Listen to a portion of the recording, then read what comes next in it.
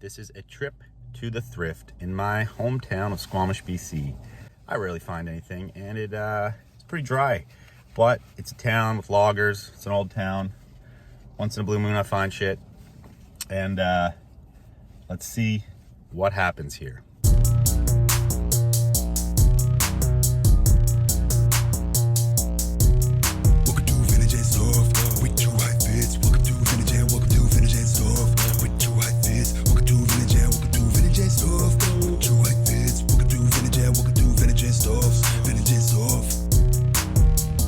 Vintage clothing by the rack, yeah. Just check out my Insta, how you gon' argue with that?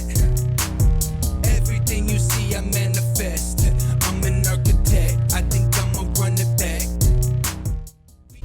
So first stop, found a few things, but I'm gonna share everything with you at the end. I got one more thrift store to hit that can be a hitter sometimes. So yeah, after I go to this one, I will share with you everything that I find. I'm an architect, I think I'ma run it back.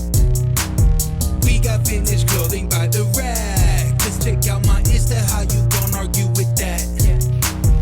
Everything you see I manifest. I'm an architect, I think I'll have some of that.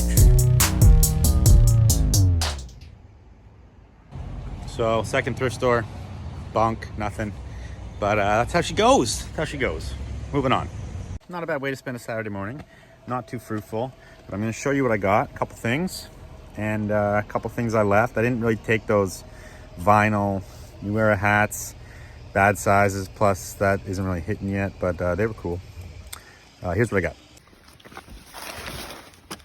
Got this old, probably like 70s, 80s reversible rain trench.